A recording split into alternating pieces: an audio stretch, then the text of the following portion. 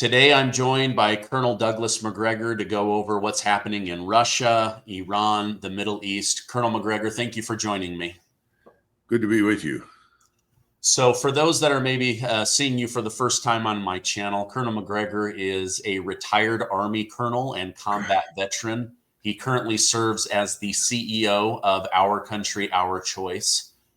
Colonel, I wanted to get your thoughts. One of the biggest stories in the last 10 days is President Biden giving an order or permission for Zelensky and the Ukrainian military to strike deep into Russia with U.S. weapons.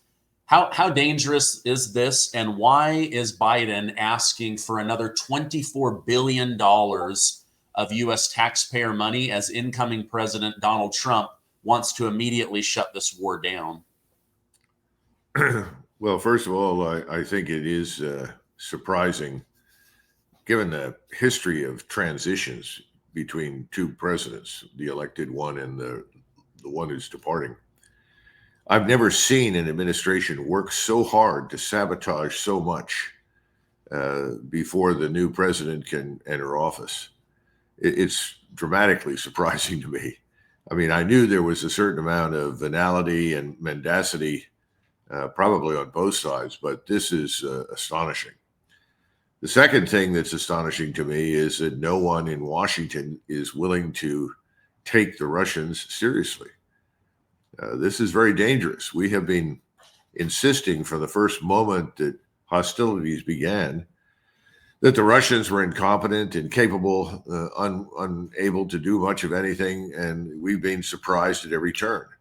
We claim that we have crossed their various red lines. In fact, Putin really hasn't established very many red lines, at least until this point, with regard to deep strike weapons into Russia. But the Russians have always mastered the situation, defeated whatever was sent against them. And the war, for all intents and purposes, is now over. The Ukrainian army is collapsing. There's nothing left really to put into the field.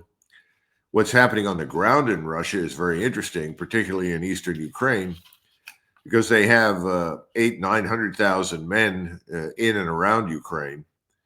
But what's most interesting is what's happening right now. What is happening now? Well, first, they're repairing all of their armor, all of their wheeled vehicles. Anything that moves is being repaired. Soldiers are being rotated off the line for hot showers, being given warm food, new uniforms, sleep, rest, refitting with, in many cases, new arms. Enormous quantities of ammunition, missiles, and rockets are being shoved forward right up behind Russian forces in Ukraine. And finally, we're seeing a readiness, I think, in the near future to take the offensive that is ostensibly going to be aimed at crushing whatever remains in Ukraine and putting an end to the war. I think we need to take note of that before we go anywhere else. So the Russians certainly are not defeated. The Russians are not desperate for manpower. There are no North Korean troops on the ground in Ukraine. That's a gargantuan lie, and I think eventually that will go away because they can't find anything to support it, but sadly people keep clinging to it.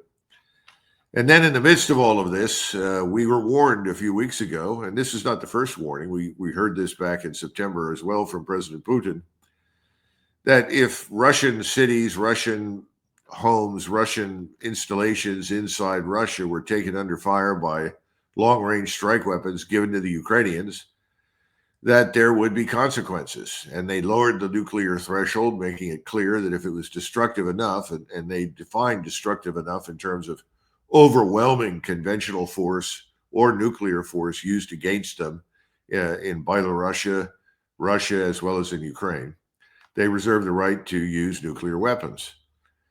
But they also said that they have hypersonic missiles, and they do. They've demonstrated this repeatedly. I remember when the first hypersonic missiles were fired, hypersonic meaning several times beyond the speed of sound. Usually we think of hypersonic as at Mach 6, Mach 7. We're now looking at missiles flying at 7,000 to 8,000 miles per hour and probably higher. Now they have multiple independently targeted reentry vehicles. In other words, missiles can dispense dozens of warheads, all precision guided, powered by their own rockets, apparently, to hit multiple targets. These are all breakthrough technologies. These are things that we have been, I want to say, working on or researching and trying to develop for decades. The Russians seem to have been successful.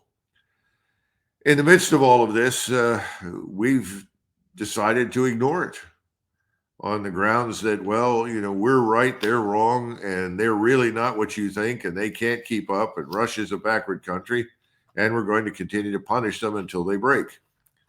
So all of that is in answer to the first question. The second question, which is about a surprise, is I'm shocked that Trump has said nothing. President Trump said, well, I could end this war in 24 hours. Well, that was never true.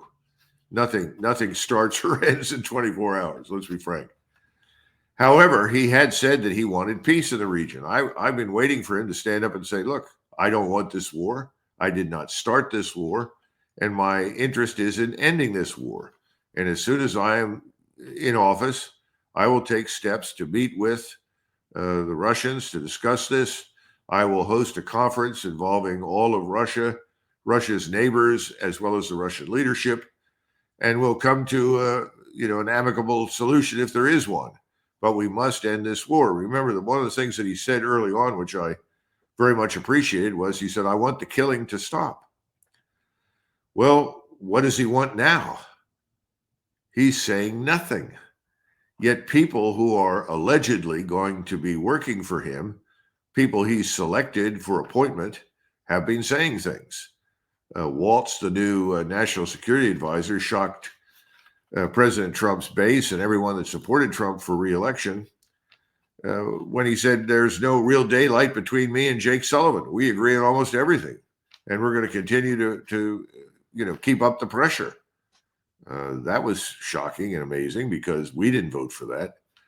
And then we had this man, Gorka, the radio personality, who's always very hyperbolic, who says he's quoting President Trump directly by insisting that Trump said either the Russians will make peace on our terms or as we tell them and stop this war, or the aid given to Ukraine to this point will look like peanuts compared with what we give them in the future.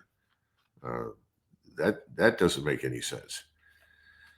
So my concern right now is that the Russians have concluded that there are no rational people in Washington, number one. Number two, that nothing anybody in Washington says can be believed. But they have thought that if President Trump were reelected, that he would take a different approach. Now they're concluding that apparently he's not going to do that, which means that this will escalate. And when I say escalate, I'm talking about the use of these hypersonic missiles. And they've selected new target sets, I'm sure. These things can reach the Middle East in 10 or 11 minutes and devastate whatever they do, finally target and destroy. And I think that's something else to understand. The Russians have been trying to develop alternatives to nuclear weapons really since the 70s. Marshal Ogarkov's brain trust, his Soviet general staff that really appreciated the revolution in ISR strike technologies, was looking for an alternative to nuclear weapons because the Russians concluded very accurately and correctly, I think, that nuclear weapons are poisonous. They destroy everything. What's the point of using a nuclear weapon? It doesn't benefit either the winner or the loser. Everybody loses. So this is the penultimate outcome. This is the child that has been birthed over many decades thanks to some breakthroughs in technology. The Russians don't need nuclear weapons to destroy anything. And that is something that they wanted to make clear. And by the way, we can't shoot it down. We can't intercept it. We'll have trouble tracking it. And we can't stop it, which means that you're facing a weapon that is invincible and invulnerable. Yet everyone in Washington buries their heads in the sand and says, it's time to escalate, which makes no sense. And we're hearing nothing from President Trump. I think President Trump should speak, and I hope he sticks with the original intention to end this thing and make it clear he doesn't support what Biden is doing. But again, we had this new national security advisor saying, oh, yes, Jake Sullivan and I are on the same sheet of music. Scary. Yeah, no, that is very scary. I know many that voted for Trump were very excited about the fact that he immediately got on the phone with Zelensky and Putin. But then you make a good point. Why is he not discussing this? Why isn't he immediately saying, no, not another $24 billion to Ukraine, and Biden needs to stand down. We are in the middle of transition. Quit amplifying this. Do you think there's any worry that he's afraid that they're going to walk him into a booby trap like they did? Oh shoot, I just forgot his name. General Flynn, where they say, "Oh, you're doing official business before you're inaugurated." No, I don't think so. The Flynn case was very different. The real question is, what does President Trump ultimately stand for? What does he want to accomplish? He has been, on the whole, on record as saying he wants to end this war in Ukraine. Good. He's also said on many occasions that he would like to have better relations with the Russians. Good. All of a sudden, we hear nothing of it. He is actually in a position as the president-elect to simply make it clear. Take a trip downstairs from the second floor or third floor in Mar-a-Lago, walk up to the microphone. There are hundreds of people waiting to hear what he has to say and say, look, I didn't start this. I didn't sign up for this. I want this to end. And I am here to ask President Biden to refrain from any further actions that could jeopardize our attempts to reach an agreement with the Russians on the next term. There's nothing wrong with that. That's completely legitimate. That is not an attack on Biden. That's a simple state of the facts. But that hasn't happened. And so a lot of us are left wondering, where are we headed? Have we all been fooled and bamboozled? Are we actually on the road to another term of irrationality in foreign and defense policy? I don't know. Okay.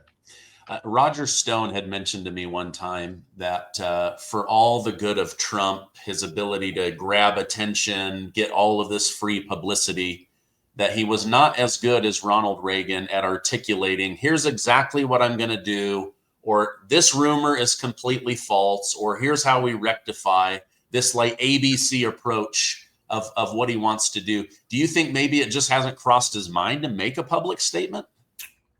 It's hard to know.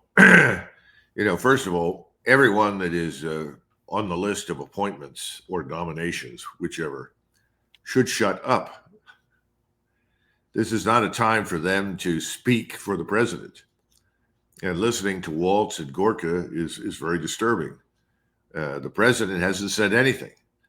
Is the president interested in saying something? Does the president want this to happen? Does he want these people to make what I consider to be very incautious and dangerous, imprudent statements that could lead to catastrophe in the future? Does he think this is part of a game that's being played to mislead his opponents as well as his friends? I don't know. What I do know is this, Steve. Wars destroy presidencies. You go back and look at everybody who went to war, ultimately their presidency was destroyed. People say, well, what about FDR? No, his New Deal died on the battlefields of Western Europe and the Pacific. Now, we can talk about how we got into all of that and whether or not that was good or bad. That's another subject. But the point is, he had a lot of things he wanted to do domestically he never was able to do. The same thing happened to Lyndon Baines Johnson.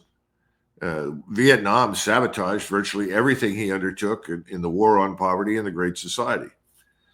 Now, if you go back to the presidents that sort of assiduously avoided being dragged into conflict, they were far more successful domestically.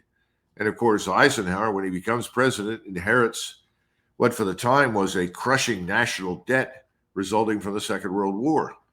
So his focus for 8 years was to drive down the debt. In other words, get it under control, restore prosperity. So he could have taken over and he could have gone to Korea and said, we really need to fight this war and defeat everyone. And we could have fought there for the rest of the decade. and he would have been destroyed. Instead, he wisely said, no, the American people don't support an open-ended war against China in a place called Manchuria that no one can find on the map. And that's going to cost us 800,000 or 900,000 men in the field. That means we have to double the number of people in the armed forces. No, I'm not going to do that. So what did he do? We got the truce. It was not a perfect outcome by any stretch of the imagination, but it avoided a major war that could have been very destructive to everyone at a point in time when we really couldn't afford to fight it. We need someone to stand up and say, enough of this. We have more important business here at home. Now, President Trump says he wants to secure the border. Great.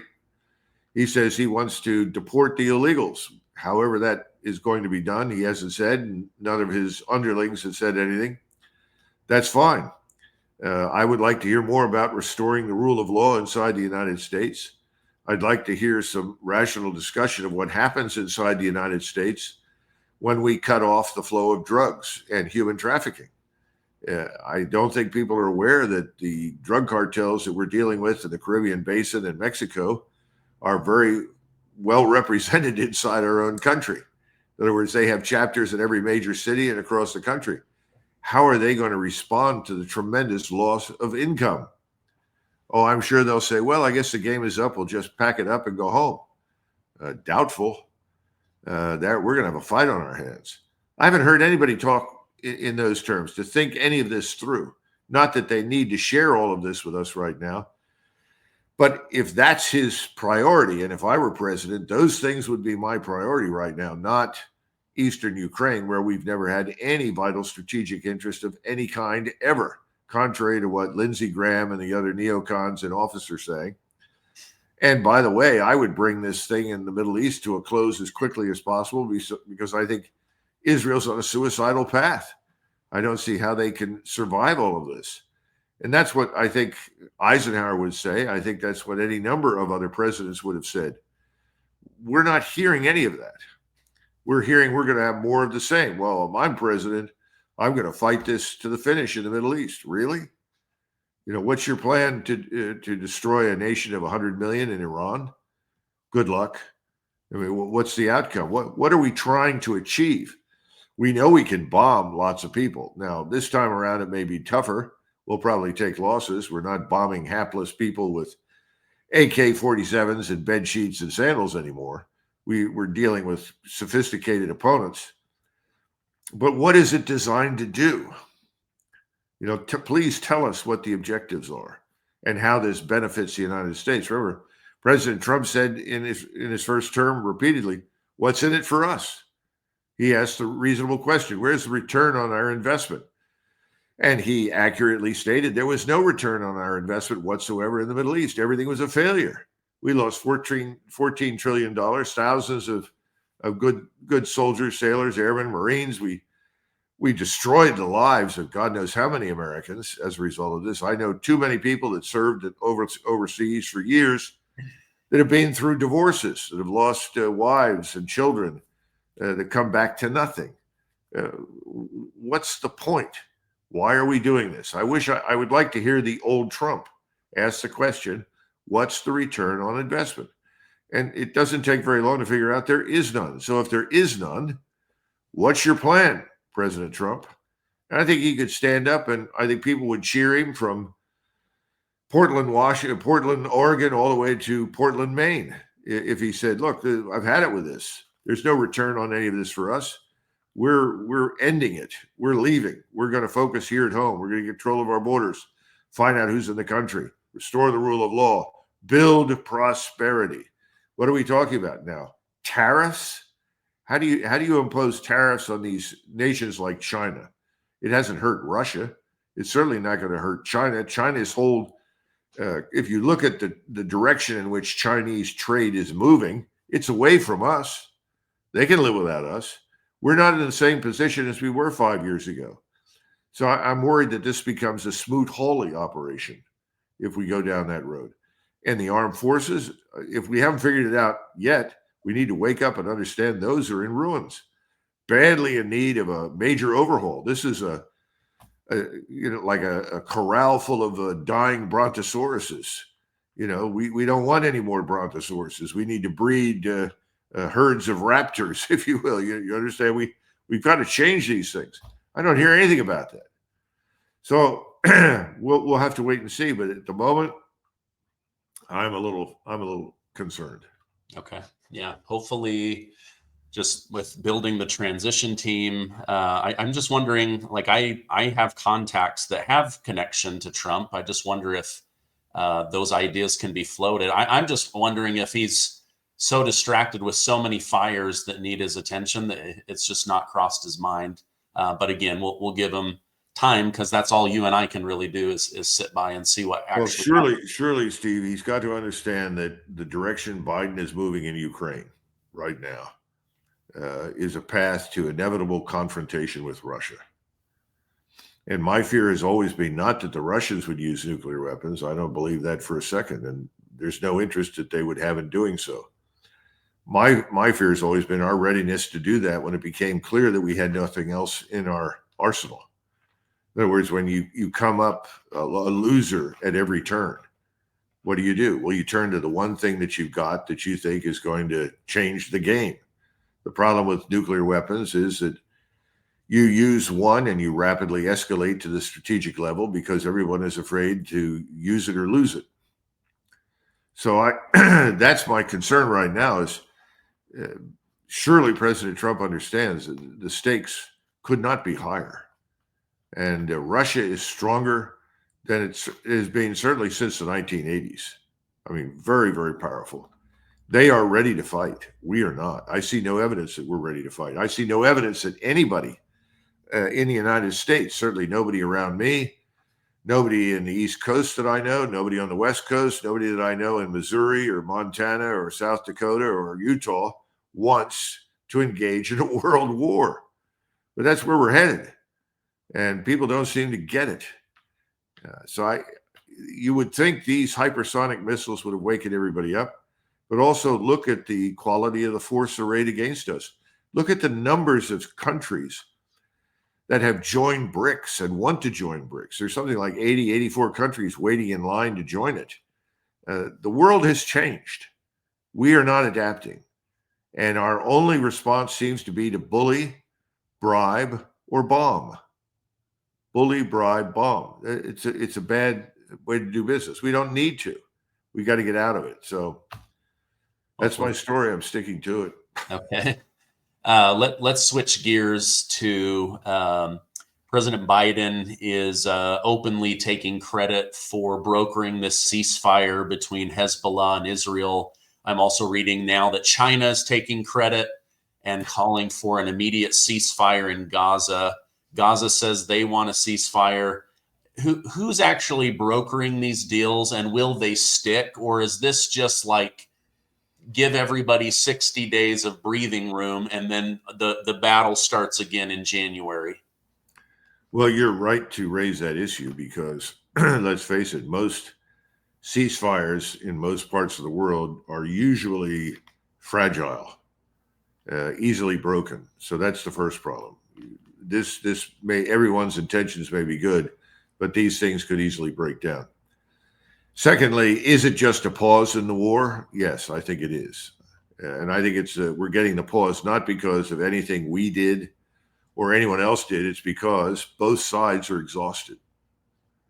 The Israeli Defense Force has been fighting nonstop now for 13 months. I think a lot of their soldiers are exhausted. Their economy is in ruins. We're essentially, keeping them afloat with vast quantities of money. Large numbers of Israelis have left the country. The Israelis would like to get back to normal, but they've poisoned the well with all of this talk about Amalek and everyone who is not them deserves to be destroyed. That I don't think they're going to get very far with that. I think the problem right now is it's temporary, period. And of the two sides, I think Hezbollah can recover a lot quicker than the Israelis can. The Israeli manpower pool is very limited, unless, of course, they can successfully entangle us. And I think that has been Mr. Netanyahu's goal from the beginning. And at this point in time, I think he said, let's wait for President Trump. I think everyone is waiting for President Trump in some fashion. Even the Russians, though they admittedly have very low expectations based on their experience, they're waiting to see. I think Iran is waiting to see. So what does this mean? We go into a major war in February, March, April? Could be. I mean, you can have a ceasefire, you can stop killing, but you can do nothing to solve the essential problem. And I don't see any evidence that the fundamental problem for Israel, at least as Israel sees it and has wanted to dispose of it, is solved. Okay. You and I talked just briefly before hitting record. Things are very quiet right now between the United States and Iran. Are those embers of war still burning beneath the surface? Do you see the United States-Iran conflict still potentially being the storm of the century?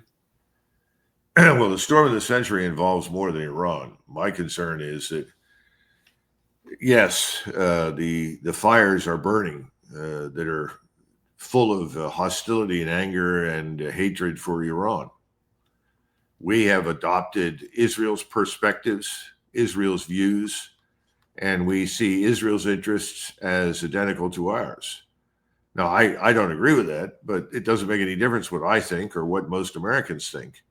That's what the ruling political elite, the ruling class in Washington, D.C. thinks. They also think that they have the military power to dominate and preserve their so-called post-war liberal international order, which I think is already on the skids and fragmenting anyway. But they think that they can hammer everybody back into line with our military power. I do not. So to answer your question, things are quiet, but don't be misled. And you have to look at the people that surround the president, the one leaving and the one coming in. I think we have to finally believe what people tell us. And what Waltz is telling us, what Gorka is telling us, and potentially others from whom we haven't heard yet. I'm sure Senator Rubio, if he ends up in the State Department, which I suspect he will, there's no daylight between him and his predecessor Blinken in terms of what our interests are and what we want to see happen in the Middle East.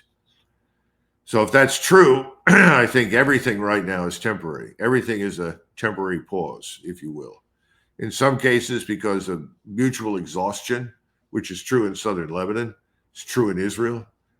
And in other cases, because everyone is waiting to find out if their worst fears are realized and nothing of substance changes, or that they'll be surprised by the appearance of a Renaissance man in the White House. We would certainly welcome that, but we haven't seen much evidence for it lately. Okay. Yeah, I like this Gorka guy. I've listened to him a few times, but on one podcast he mentioned that he completely supports Ukraine, unlike others in Washington, D.C., because he sees the United States as being France in helping the United States break free of England. So he sees Ukraine as the United States, Russia is England, and then the United States is France, and we're going to intervene and give the money necessary. I mean, he basically made that analogy. But again, one of the things that encouraged me the most about Trump was on that CNN town hall. Who do you want to win, Ukraine or Russia? And he said, I just want the killing to stop. I don't know that Gorka and others, I think that maybe at this point, they're beyond feeling when it comes to death. It's just part of the day. And well, it's very easy for people like that have no personal experience of war and combat to be very bellicose. Remember, it's always somebody else's son who is blown to pieces, or somebody else's daughter who is killed. It's not one of theirs. There's an enormous gap between the ruling political class and the rest of the population, let's face it. Now, we probably will see a few veterans, but then you got to be careful of what veteran really means and start digging through where were you, what did you actually do? No, we can say all work has dignity, and somebody took the trouble to serve. That's good. But as a famous British general said after World War II, the numbers of people who are veterans of direct fire combat is a pretty exclusive club. It really is. And if you're not in that club, making sweeping statements about, oh, we can go and we can do this, that, or the next thing, and bomb them into the Stone Age, and our soldiers can kill them at a 1-to-6 ratio and all sort of business. Sounds great, but when you try to put theory into practice, it doesn't turn out that way. And the American people, once again, are not consulted. If anything, I think the American people have been sedated. They're sort of sedated consumers being herded in whatever direction Washington wants to go. Now, that's the other aspect that could change. And I'm not a financial analyst, don't claim to be an expert, although I've taken precautions because I fear the worst. I think we are on the verge of tough times economically and financially in the United States. We'll see what the new administration does. But the idea that we can continue to spend recklessly and add trillions more to the overwhelming sovereign national debt and expect countries to hold our debt, to buy our debt, I think is very unrealistic. And it doesn't take much to upset the apple cart when the apple cart is very fragile. If Saudi Arabia, China, Japan, any number of countries decide to essentially dump the treasury bonds that are now worthless, bought 20 years ago, 15 years ago at a very low interest rate, that could have a terrible impact here at home. And the bond market is something everybody is watching, but only a few people really talk about it. And that's not the only thing. We haven't even talked about the banks. And the banking sector, based upon, it depends on who you want to listen to, whether you're talking about James Ricards or Groman or Kyle Bass or any number of people. The banking system is not healthy. In fact, I'm being told they're 8 times worse off now than they were in 2008. That's pretty bad. Everything is sort of held together by paper clips and rubber bands. One band snaps and the whole thing falls apart. That's why, I've argued, and that's why I would urge any incoming president right now, whether it was Donald Trump or anybody else, disengage from these disasters overseas. There's no return on our investment. Seek some sort of equilibrium. Get out of it, which is what Eisenhower did in Korea. Get back to the United States and let's fix what's wrong here. It's going to take us a decade to crawl out from under the massive public and private debt that we face. It's not going to happen overnight, but we ought to be worried about our people, their living standards, their prosperity, their health. That's where we should be. I just don't hear it very often. Okay. There's the old cartoon of a devil sitting on one shoulder, an angel on the other. I thought that was the movie Animal House. Now, does Trump have enough, for lack of a better word, angels on his shoulder? I know Elon is against war, Vivek is against war, J.D. Vance is against war, RFK Jr., Tulsi. Are these people enough to help Trump fulfill his mission of being a peacetime president? Or do we have so many warmongers and people whose $1 million lifestyles depend on war? Are their voices going to be able to override these other people? That's that's an important question. I think whatever you do, you've got to go back and examine who the people are that provided money to Donald Trump to win the White House. Donors matter. Washington is donor-occupied territory. The people calling the shots, I think Elon Musk spoke about it the other day. He talked about the top 100 people. And I think he was talking to Tucker Carlson, and then they giggled over the fact that there was quite an overlap between the top 100 people calling the shots in Washington, people that you'd recognize the names if you saw them, but you rarely see them, but they're actually shaping policy, that their names are also on the Epstein Island frequent flyer list. So this is a very corrupt situation. You have the same thing, I would argue, in the Senate and the House. Lots of Epstein frequent flyers, lots of people engaged in all sorts of behaviors that are repulsive, repugnant to any normal average American. Most of it is hidden from view. But these people are calling the shots. And so you wonder how much influence in certain areas Donald Trump will really have. And I don't know that. I don't know how much freedom of maneuver he has. Because some people are going to say, listen, you can't do that. That's impossible. What? Well, what are you talking about? Well, let's look at the pharmaceutical industry. That's very powerful. You cannot, we're going to ban all advertisement on television for pharmaceuticals. Do you think the pharmaceutical industry will allow that to happen? It seems unlikely to me. So there's a major fight. Now, you're trying to fight the pharmaceutical industry. In the meantime, say you decide, well, we've gone far enough in the Middle East. We need to rein in these Israelis. Well, wait a minute. There's another lobby that represents billions of dollars that's saying, no, that can't happen. This must continue. In other words, what are the areas that he can really change and shape and mold? I don't have an easy answer to that question. But we need to understand that the people that help get you elected matter. Yeah. Yeah, that's a good point. It's not like he's caught in one Venn diagram. He's caught in dozens and dozens of Venn diagrams. He's going to be pulled in many directions. Final question. I appreciate you coming on. Your thoughts on Trump's pick for the border czar, Tom Homan. He seems like a bulldog. I hope he will be a bulldog. Do you think he will be able to fulfill his mission of shutting down the border and going after the criminals and getting them out? Or is he also going to be caught in a bunch of Venn diagrams of people that want to keep NGO funding and, sanctuary city protection and all of this? Well, first of all, Tom Homan is a very decent, honorable man. I've known him off and on over several years. He's very competent. He's very sincere. What Tom Homan says is what he believes. You're not dealing with a duplicitous character in any sense of the word. I have no problems with Tom Homan. I do have problems with making him the so-called border czar. What is that?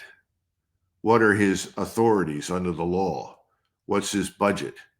Meantime, you have this. In the meantime, you got this person named Kristi Noem, a governor from South Dakota, who is going to run Department of Homeland Security. Well, Department of Homeland Security is one of the first agencies I'd get rid of. We don't need it. It's a carbuncle on the anal cavity of Washington, D.C. Let's dump it. And then let's give people like Homan in charge of something. Put him in charge of something that's meaningful. What are we doing on the border? What about the Federal Border Patrol? I've been very concerned for a long time. We don't pay them enough. They don't have good retirement and pension backing.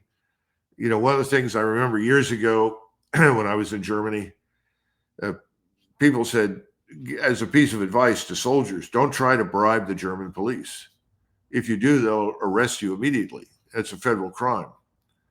And they said, why? I said, well, you can't bribe a German policeman. Why can't you bribe him? Well, first of all, it takes a lot of time, training, investment to get the man to the position where he can become a policeman or woman, whatever it is. Once they're there, they have a very fine pension system that no one would ever want to put at risk, including medical benefits, dental benefits, and so forth, tax benefits. We don't do that for the Border Patrol. And how can the average Border Patrolman resist, a giant wad of cash, maybe 300,000 or 400,000 greenbacks that he would never see in his entire life, no matter how well he did his job, from the drug cartels to let more illegals in the country who are probably mules. Some consist of children being sold into the worst kind of slavery you can imagine. And some are just people trying to get out of one place and get into another. We have to fix that. That's why you've got to put the Army on the border. We've had the U.S. Army on the Mexican border from 1846 until 1948. And we've been through several massive deportations. That's what people don't know. Herbert Hoover deported an estimated 9 million people to Mexico after the stock market crashed because he was afraid that they would be attacked by Americans who wanted their jobs. You know, you've heard this refrain, oh, they're doing jobs Americans won't do. Well, plunge the country into poverty. You'd be surprised what Americans are willing to do for money, right? So he understood that, and they were carted off. The Army had a role in that. And then subsequently, FDR deported 3.1 million. At one point, another million down the line. Harry Truman, a couple of million. Eisenhower, 1.5 million. My point is, this is not a new problem, porous borders. You're stopping criminality, you're stopping corruption, and you're stopping people from entering the country that we don't want or need. Now, we need to understand something. And I say this to people, they look at me strangely because everybody's angry right now. They want, let's deport all these people. I said, first of all, most of these people that came were invited by Biden and his administration. So before we treat them as criminals we need to sort through this. And I would like to see a plan to do that. I haven't seen it. I think it needs to happen. And then I do think we're going to have to move several million out, but we have to have a system in place that at least says, look, you're leaving voluntarily. You want to obey the law. You're taking everything with you. You want to come back in the future. We'll take your name down. You did not commit any crimes. You had a job. You did this. When our situation is more stable, we'll call you. We'll bring you back. There's nothing wrong with that. On the other hand, we absolutely have to go after everybody who refuses to leave, who's not here legally. And we're going to find that many of them are hardened criminals. And this is not going to be an easy fight. And then you're going to have people that, for any kinds of different reasons, are going to fight this, even though it's in the interest of preserving the country and its society. It's an existential question for America right now, in my judgment. If we don't enforce our laws, we have no laws, we have no borders, we have no country. So it's existential. It's much more important than what's happening in eastern Ukraine. That's not our affair. What happens there really does not affect us. It's not going to affect us unless we continue to bully, bomb, bribe against the Russians. It's not going to work.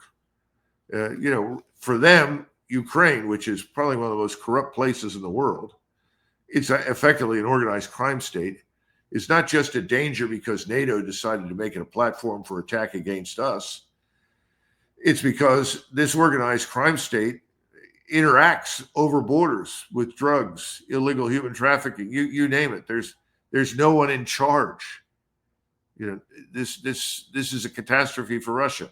Russia views Ukraine in many of the same ways as we view Mexico. Mexico's an organized crime state. I laugh when people say, well, we'll work with the Mexican government. What's that? The Mexican government controls a tiny little federal zone. The drug cartels control the place. So what do you expect to accomplish? I'm not advocating we intervene down there and invade the place at all. Far from it. I think that would be a disaster. We're not going to fix anything if we do that. But we need to secure our borders. We need to clean up what's going wrong here inside the United States, and we need to be forceful. I wish somebody would talk in those terms again, but everybody is still diverted by this business in the Middle East that could turn into another global conflict. And we have to understand that behaving the way we have towards Russia and Ukraine is going to have an effect on Russia and its relationship with Iran, with Turkey, with Saudi Arabia, the Emirates. All these countries have turned against Israel. Yeah. So what are we trying to do? Do we want to preserve Israel? I certainly do. I would like to see it survive. I think we put it on a suicidal path. It put itself there, and it's insisted that we support it. I think it's a disaster for them, for us. So we need to find a way out of those things overseas, because the problems here are far more daunting in my view. Anyway, Steve. Yeah. That's what I think. Yeah. I know you got to run off to your next meeting. I'm going to put a direct link to Our Country, Our Choice, as well as your X, so that people can follow you. Thank you so much for your service. Thank you for continuing to be a voice of common sense. And I hope you and your family have a great Thanksgiving. My best to you and everyone listening. Happy Thanksgiving. Thanks.